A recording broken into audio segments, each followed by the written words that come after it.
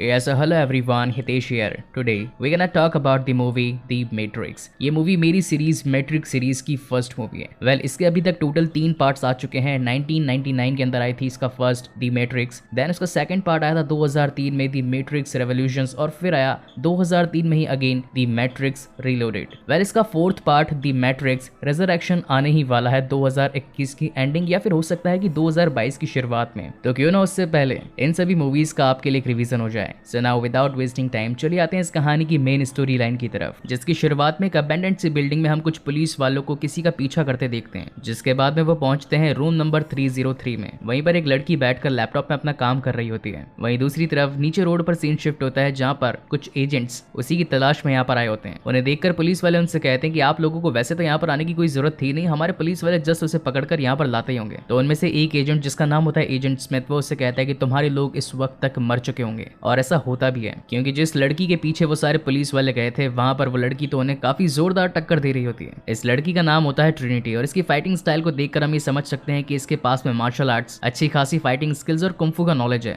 उन लोगों को खत्म करने के बाद में वो अपने बॉस को कॉल करती है और कहती है कि मुझे बस ये बताओ कि यहाँ से आकर निकलना कैसे है। तो वैसे इन्फॉर्मेशन मिलती है कि वहीं पर नीचे उतरकर एक टेलीफोन बूथ है, तुम्हें जितना जल्दी हो सके वहां पर पहुंचना होगा। यहाँ से ट्रिनिटी निकलने की कोशिश कर रही होती है, मगर तभी उसके पीछे एजेंट्स और साथ ही पुलिस वाले पड़ जाते हैं। उनसे बचने के लिए ट्रिनिटी बिल्डिंग्स पर कूद कूद कर जाने लगती है। वहीं पर हम देख पाते हैं कि वो एजेंट्स जो कि उसका पीछा कर रहे होते हैं वो भी कोई नॉर्मल ह्यूमंस नहीं होते हैं, उनके पास भी उसी तरह की कूदने की ताकत होती है। हालांकि वहां पर मौजूद पुलिस वाले ये सब कुछ देखकर हैरान हो जाते हैं, क्योंकि उनके लिए तो एक काफी बड़ी बात थी। भागते भागते ट्रिनिटी सीधा उसी बूथ तक पहुंच जाती है जहां पर टेलीफोन पर एक कॉल आया होता है। वो उसे उठाने की कोशिश करती है, मगर तभी वहां पर एक जोरदार ट्रक उसे टक्कर मार देता है और उस ट्रक में से वही एजेंट निकलते हैं। मगर चेक करने पर पता चलता है कि हमने जब उसे टक्कर मारी उससे पहले तक ट्रिनिटी वहां से भाग चुकी थी। वहीं पर उनका तीसरा एजेंट आकर उससे कहता है कि वो लड़की किसी को ढूंढ रही थी जिसका नाम था नियो। जिसके बाद में सीन शिफ्ट होता है इस कहानी के लीड कैरेक्टर यानी कि नियो पर। वो जब अपने कमरे में सो रहा होता है तभी उसके कंप्यूटर पर से मैसेज आता है कि नियो वेक अप, तुम्हें सफेद खरगोश के निशान का पीछा करना होगा। हालांकि नियो को ये बातें कुछ समझ नहीं आती है, मगर नियो को ये हमेशा से ही लगता था कि इस दुनिया में कुछ ना कुछ तो गड़बड़ है। बेसिकली नियो एक हैकर होता है जो कि इलीगल तौर पर सॉफ्टवेयर को बेचा करता था, जिसके बाद में उसके दरवाजे पर कुछ लोग उससे वो सॉफ्टवेयर खरीदने के लिए आते हैं और उसके बदले उससे पैसे भी देते हैं। तभी वहां पर एक लड़की उससे कहती है कि हम लोग तो वैसे पार्टी में जा रहे हैं, अगर तुम आना चाहो तो आ सकते हो। हालांकि नियो उसमें जाना तो नहीं चाहता था, मगर तभी उसकी नजर उस लड़की के कंधे पर बने व्हाइट खरगोश पर जाती है, जिसे देखकर अब नियो भी उनके साथ जाने के लिए तैयार हो जाता है। जिसके बाद में ये सभी लोग एक पब में पहुंचते हैं। वहां पर नियो की मुलाकात ट्रिनिटी से होती है और वो उससे कहती है कि मैं जानती हूँ कि जो तुम सोच रहे हो वो सच है। तुम्हें आज तक ये लगता रहा है कि इस दुनिया के अंदर कुछ ना कुछ तो गड़बड़ है, या फिर ऐसे लोग जो कि अलग बर्ताव करते हैं, ये सब कुछ सच है। और मैं ये भी जानती हूँ कि तुम किसके बारे में जानना चाहते हो। तो नियो कहता है कि बताओ वो कौन है। तो ट्रिनिटी नाम लेती है कि उस शख्स का नाम है मॉर्फियस। तुम जिसे ढूंढ रहे हो वो खुद तुम्हें कई सालों से ढूंढ रहा है। मुझे अभी यहाँ से निकलना होगा क्योंकि कुछ लोग तुम्हारा और मेरा पीछा कर रहे हैं। जिसके बाद में सीन शिफ्ट होता है नेक्स्ट डे। यहाँ पर नियो अपनी कंपनी में जॉब करने के लिए पहुंचता है, तभी वहां पर एक शख्स आकर उसे एक पार्सल देकर जाता है। जैसे नियो उस पार्सल को खोलता है तो उसमें से एक फोन निकलता है और तभी उस पर एक कॉल आता है। नियो कॉल को उठाकर पूछता है कि कौन हो तुम। तो वो शख्स कहता है कि मेरा नाम मॉर्फियस है, तुम जिस शख्स को ढूंढ रहे थे वो मैं ही हूँ, तुम्हारी जान खतरे में, अगर विश्वास न हो तो अपने कैबिन के ऊपर उठकर देखो। जैसे नियो उस केबिन के ऊपर उठकर देखता है तो वहां पर वही एजेंट्स उसका पीछा कर रहे होते हैं। मॉर्फियस उसे कहता है कि अगर तुम अपनी जान बचाना चाहते हो तो या तो मेरे इंस्ट्रक्शंस फॉलो करो और या फिर उनके हाथों पकड़े जाओ। तो अब नियो के पास में भी और कोई दूसरा चांस नहीं होता, इसलिए वो उनके इंस्ट्रक्शंस को फॉलो करना शुरू कर देता है। धीरे धीरे कैसे तैसे बचता बचाता वो उन एजेंट्स की नजरों से उस पूरे ऑफिस से बाहर निकलने की कोशिश करता है और लास्ट मोमेंट पर वो एक खिड़की तक आकर रुक जाता है। मॉर्फियस उसे कहता है कि तुम्हें इस दूसरे हिस्से पर कूदना होगा, अगर तुम नहीं कूदे तो पीछे से वो एजेंट्स आकर तुम्हें पकड़ लेंगे। तो नियो कहता है कि ये पॉसिबल नहीं है, मैं अगर कूदा तो मैं मारा जाऊंगा। तो मॉर्फियस कहता है कि ठीक है, तो फिर उनके हाथों पकड़े जाओ। जिसके बाद में वो पुलिस वाले प्लस वो एजेंट्स उसे पकड़कर अपनी कस्टडी में ले आते हैं। वहां पर नियो से पूछताछ होती है। एजेंट स्मिथ उसे कहता है कि हमें तुम्हारे बारे में सब कुछ पता है कि तुम इलीगल सॉफ्टवेयर्स बेचते हो, अगर हम चाहें तो तुम्हें अभी पुलिस की हवालात में डालकर एक लंबे समय तक की सजा दे सकते हैं, लेकिन अगर तुम हमारे साथ हो जाओ तो वो सजा कम हो सकती है। मगर नियो को तो उन पर गुस्सा आ रहा होता है, वो उन्हें मिडिल फिंगर दिखा देता है और कहता है कि मैं तुमसे बात नहीं करूंगा, मैं तो अपने वकील से पहले बात करूंगा। तो एजेंट स्मिथ उसे कहता है कि बात तो तुम तब करोगे ना जब तुम्हारे पास में बोलने के लिए जुबान होगी। और देखते ही देखते नियो के मुंह से जुबान गायब होना स्टार्ट हो जाती है। उसका मुंह पहले तो चिपकने लगता है और धीरे धीरे करके वो पूरी तरीके से ब्लॉक हो जाता है। वो काफी बोलने की कोशिश करता है मगर कुछ बोल ही नहीं पाता। जिसके बाद में वो एजेंट से उसी टेबल पर पटक कर उसके पेट में एक मैकेनिकल कीड़ा डालने की कोशिश करते हैं। नियो काफी छटपटाता है, उन्हें रोकने की कोशिश करता है, मगर उसका मुंह बंद होने की वजह से वो कुछ भी नहीं कर पाता और वो कीड़ा सीधा उसके नाभि के जरिए उसके शरीर में घुस जाता है और तभी उसकी नींद खुलती है। तो नियो को लगता है कि ओके ये शायद कोई सपना होगा, मगर तभी अगेन उसे मॉर्फियस का कॉल आता है। वो उससे कहता है कि मुझे पता चल गया है कि तुम ही वो मसीहा हो। नियो हालांकि उनकी बातों को कुछ समझ समझ नहीं पाता। वो उससे कहता है कि आखिर तुम हो कौन और मुझसे क्या चाहते हो। तो मॉर्फियस उससे कहता है कि तुम्हारे सारे सवालों के जवाब तुम्हें मिल जाएंगे, बस मुझे नीचे ब्रिज के पास आकर मिलो। और जब नियो ब्रिज के पास नीचे पहुंचता है तभी वहां पर एक गाड़ी आती है जिसके अंदर वही लड़की और उसके कुछ साथी होते हैं। नियो जैसी गाड़ी में बैठता है तो ट्रिनिटी उसके पेट पर एक मशीन लगा देती है। नियो से कहता है कि ये तुम क्या कर रही हो। तो वो कहते हैं कि तुम्हारे पेट में एक ट्रांसमीटर फिट है, अगर हमने इसे नहीं निकाला तो उनको तुम्हारी हर चाल की खबर चलती रहेगी। उस मशीन की फ्रीक्वेंसी को फुल कर लेने के बाद में वो मशीन उसके पेट में से वो ट्रांसमीटर को निकाल देती है। वेल नियो को तो ये लग रहा था कि ये सब कुछ एक सपना था, मगर इस हादसे के बाद में उसका शक यकीन में बदल गया कि हाँ ये सब कुछ तो सचमुच में हो रहा था। जिसके बाद में ये सब लोग नियो को एक अबैंडन्ड सी बिल्डिंग में लेकर जाते हैं। वहां पर नियो की मुलाकात पहली बार मॉर्फियस से होती है। मॉर्फियस उससे कहता है कि मैं जानता हूँ कि तुम मुझे कई टाइम से ढूंढ रहे हो, मगर मैं तुम्हें कई सालों से ढूंढ रहा हूँ। मेरी तलाश आज जाकर खत्म हुई। क्या तुम्हें कभी ऐसा लगा है कि जिस दुनिया में तुम रह रहे हो वो दुनिया कभी एग्जिस्ट ही नहीं करती? और क्या कभी लगा है कि जिस जगह पर तुम घूम रहे हो वो जगह असली हो ही ना? इन सभी सवालों के जवाब मेरी मुट्ठी में कैद है। तभी मॉर्फियस उसके सामने अपनी पहली मुट्ठी खोलता है जिसके अंदर एक ब्लू कलर की पिल होती है और दूसरी खोलने पर उसे दिखाई पड़ती है रेड पिल। मॉर्फियस बताता है कि अगर तुम ब्लू पिल चुनोगे तो यहाँ से ठीक ठाक वापस अपनी दुनिया में जा सकते हो, मगर तुम्हारे मन में वही सवाल रहेंगे कि क्या ये वर्चुअल वर्ल्ड सचमुच एग्जिस्ट करता है या नहीं। वहीं पर अगर तुम इस रेड पिल को चूज करते हो तो अपने सवालों की खोज में एक कदम आगे बढ़ जाओगे। सोच समझ कर चुनना। जिसके बाद में नियो रेड पिल को चूज करता है। जिसके बाद में मॉर्फियस कहता है कि प्रोसेसिंग को स्टार्ट किया जाए और वहीं पर उसके कुछ दोस्त आकर नियो को एक मशीन में बिठाने लगते हैं जहां पर नियो अपने पास ही के कांच में एक ऑल्टरनेट रियलिटी को देख पाता है। और जैसे ही वो उसे छूता है तो उस मिरर की लिक्विडिटी उसके हाथ पर आने लगती है और धीरे धीरे करके वो लिक्विडिटी उसके पूरे शरीर तक पहुंच जाती है और वो एक अलग ही दुनिया में पहुंच जाता है। उसकी बॉडी पर काफी सारी केबल्स लगी होती है। वो एक क्रायोजेनिक स्लीपिंग चेंबर होता है जिसके अंदर काफी सारा लिक्विड भरा होता है। नियो कुछ समझ पाता कि आखिर यहाँ पर हो क्या रहा है, तभी वहां पर एक मशीन पहुंच जाती है जो कि उसके केबल्स को उसकी बॉडी से डिटैच करके उसे अपने साथ में ले जाती है, जहां पर अगेन नियो की मुलाकात मॉर्फियस और उसके क्रू के साथ होती है। मॉर्फियस उसे कहता है कि इस वक्त तुम्हारा शरीर काफी ज्यादा निढाल हो चुका है, तुम्हारे शरीर को मजबूती की जरूरत है, इसलिए अभी हमें तुम्हारा ट्रीटमेंट करना पड़ेगा। इस कमजोर शरीर को फिर से ताकतवर बनाना पड़ेगा। और काफी दिनों के अच्छे खासे ट्रीटमेंट के बाद में जब नियो को होश आता है तो मॉर्फियस उससे मिलने के लिए आता है और कहता है कि मुझे पता है कि तुम्हारे मन में काफी सारे सवाल हैं, चलो मेरे साथ चलो, मैं तुम्हें अपने क्रू से मिलवाता हूँ। पहले नंबर पे थी ट्रिनिटी, जिसे कि नियो कहता है कि हाँ इसे मैं जानता हूँ। बाद में दो ट्विन भाई थे, एक ड्राइवर जो कि इनके हवाई जहाज को चलाता था, वहीं पर दो जने जो कि इस पूरे हवाई जहाज के मैकेनिज्म को हैंडल किया करते थे, जहां पर अगेन नियो को एक सीट पर बिठाकर प्रोग्राम को लोड करवाकर उसे वर्चुअल वर्ल्ड में भिजवा दिया जाता है, जहां पर वो फिर से मॉर्फियस को देखता है। यहाँ पर सब कुछ व्हाइट होता है। नियो से पूछता है कि आखिर मैं हूँ कहाँ पर, तो मॉर्फियस उसे बताता है कि जिस दुनिया से तुम आए हो उसकी टाइमलाइन है 1999 की, मगर जहाँ पर अभी हम रह रहे हैं वो वक्त है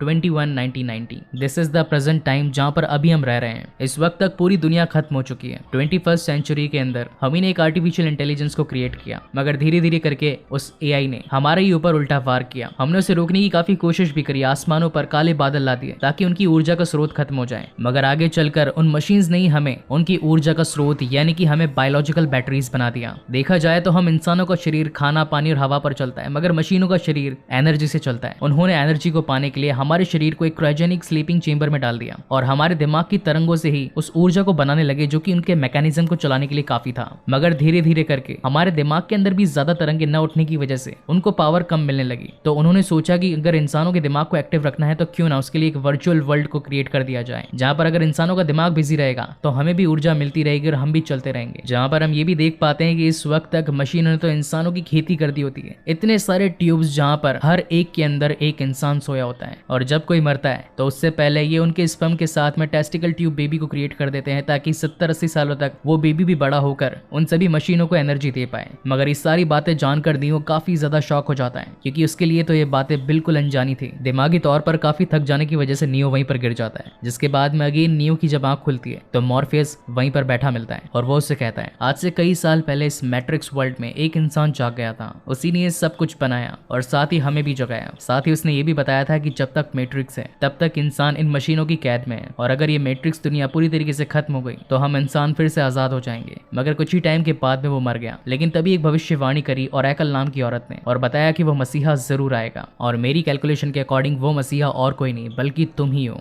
जो कि इंसानी जाति को इस मैट्रिक्स से बचाएगा। अभी तुम्हें आराम की सख्त जरूरत है क्योंकि कल से तुम्हारी हार्ड ट्रेनिंग स्टार्ट होने वाली है। जिसके बाद में सीन शिफ्ट होता है नेक्स्ट डे और उससे मिलने के लिए टैंक वहां पर आता है और उसे बताता है कि आज तुम्हारी ट्रेनिंग का पहला दिन है, कहां से शुरू करें, क्या इस जहाज की मैकेनिज्म से स्टार्ट करें या फिर तुम्हें लड़ना वगैरह सिखाएं। चलो तुम्हारी मार्शल आर्ट ट्रेनिंग्स के साथ में स्टार्ट किया जाता है, और काफी सारी डीवीडी ड्राइव्स उसके माइंड में इंस्टॉल कर लेने के बाद में नियो खुद उससे कहता है कि मुझे लड़ना आता है, जहां पर उसका टेस्ट लेने के लिए खुद मॉर्फियस उसे लड़ने के लिए आता है। और फिर इन दोनों के बीच में एक शानदार वाली मार्शल आर्ट फाइट हमें दिखाई जाती है। वो शख्स जिसे कभी लड़ना तक नहीं आता था, जिसे खुद का अपने आप का बचाव करना तक नहीं आता था, वो आज एक बहुत ही तगड़े योद्धा यानी कि मॉर्फियस को कड़ी टक्कर दे रहा होता है। उसकी फाइटिंग स्किल्स इतनी अच्छी हो चुकी थी, उसकी स्पीड इतनी बढ़ चुकी थी कि मानो वो कोई सुपर ह्यूमन हो। ये सब कुछ देखकर तो वहां का क्रू भी काफी ज्यादा हैरान हो रहा होता है। जिसके बाद में सेकंड लेवल की बारी आती है और उन्हें पहुंचा दिया जाता है बड़ी ऊंची बिल्डिंग्स पर, जहां पर मॉर्फियस उसे कहता है कि तुम्हें अब यहाँ से छलांग मारनी है और दूसरी बिल्डिंग पर जाकर कूदना है। मगर जब नियो पहली बार छलांग मारने वाला होता है तो लोग कहते हैं कि ये नहीं कर पाएगा, कुछ कहते हैं कि ये कर जाएगा क्योंकि ये मसीहा है। मगर जैसे ही नियो छलांग मारता है वो सीधा आकर जमीन पर गिर जाता है, जहां पर टीम कहती है कि हाँ पहली बार में तो कोई भी नहीं कर सकता। जिसके बाद में अब नियो को देख पाते हैं कि वो अभी अपने रूम में सो रहा होता है और तभी वहां पर ट्रिनिटी आकर उसे खाना देती है, उसके साथ में दो प्यार की बातें करती है। वहां से जाते वक्त साइफर उसे रोक लेता है और कहता है कि क्या बात है, उससे तो बड़ी प्यार की बातें हो रही है, मुझसे तो आज तक तुमने कभी प्यार की बातें नहीं करी। मगर ट्रिनिटी उसकी किसी भी बात का जवाब दिए बिना वहां से चली जाती है और तभी हम देखते हैं कि यहाँ पर अब इनका पीछा करते हुए सेंटिनल्स पहुंच जाते हैं। हालांकि उनसे बचाव के लिए इनके शिप के अंदर एक ईएमपी डिवाइस होता है, ईएमपी यानी कि इलेक्ट्रोमैग्नेटिक पल्स। इसके बारे में मैंने आपको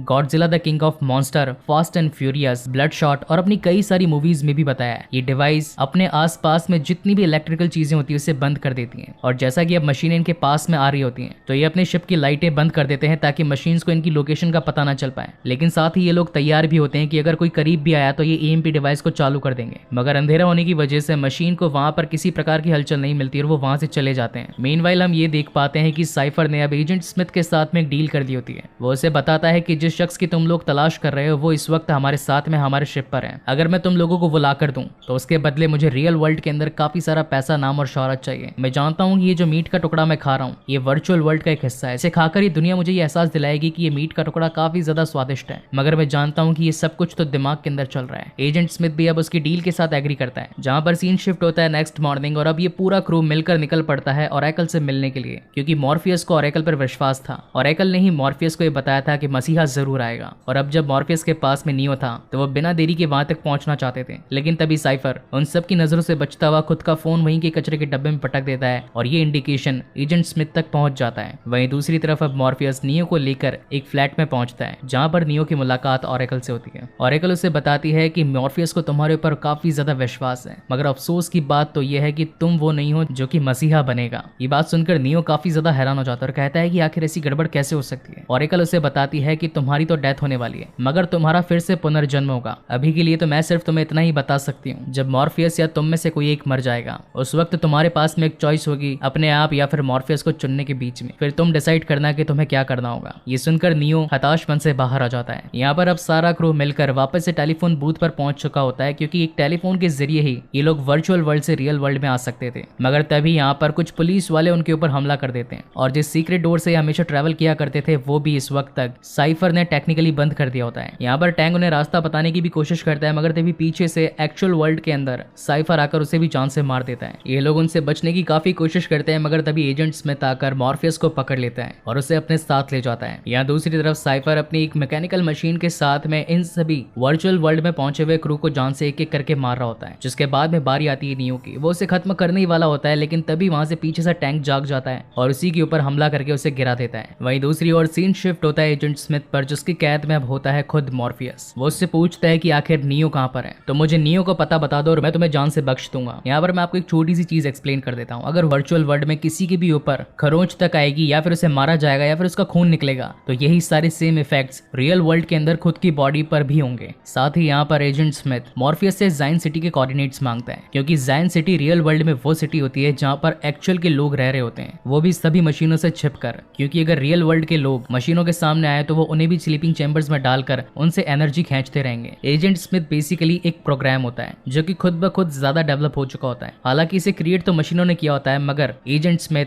अब मशीनों की भी कैद से दूर होना चाहता था और साथ ही सभी इंसान और सभी मशीन्स को खत्म करके खुद का वर्ल्ड बनाना चाहता था, जहाँ एक तरफ तो रियल वर्ल्ड के अंदर टैंक, ट्रिनिटी और नियो ये सोचते हैं कि अगर हमने मॉर्फियस को अभी जान से मार दिया तो वो वर्चुअल वर्ल्ड में भी मर जाएगा और एजेंट स्मिथ को कोई भी इंफॉर्मेशन नहीं मिल पाएगी। वहीं पर इस बात को वर्चुअल वर्ल्ड के अंदर एजेंट स्मिथ भी जानता था कि अगर हमने इससे जल्दी इंफॉर्मेशन नहीं निकलवाई तो रियल वर्ल्ड के अंदर ये मॉर्फियस को मार देंगे, जिससे कि ये यहाँ पर भी मर जाएगा और हमें जाइन सिटी के कोऑर्डिनेट्स नहीं मिल पाएंगे। इसलिए इससे जितना जल्दी हो सके हमें सारी इंफॉर्मेशन निकलवानी होगी। यहाँ पर टैंक जैसे ही मॉर्फियस का केबल निकालने वाला होता है, मगर तभी नियो कहता है कि मैं उनसे लड़ूंगा, मैं मॉर्फियस को वापस लेकर आऊंगा, क्योंकि उसने मुझ पर विश्वास दिखाया है और मैं उसका विश्वास यूं ही जाया नहीं जाने दूंगा। जिसके बाद खुद नियो अपने आप को वर्चुअल वर्ल्ड में पहुंचा देता है और फिर आता है इस मूवी का one of the best scene, जहां पर अब ट्रिनिटी और साथ ही नियो काफी सारी गन्स को लेकर उसी बिल्डिंग के नीचे सिक्योरिटी एरिया में पहुंचकर एक एक करके सारे सिक्योरिटी वालों को अपनी बंदूक से पेल रहे होते हैं। वेल ये सीन एक मूवी से कॉपी किया गया था जिसका नाम था आवारा पागल दीवाना, जहां पर अक्षय कुमार ने सेम टू सेम नियो की कॉपी करी थी। Well coming back to the main story, जहां पर अब ये दोनों ही उन सभी गार्ड्स का सामना करते हुए पहुंच जाते हैं टॉप फ्लोर तक,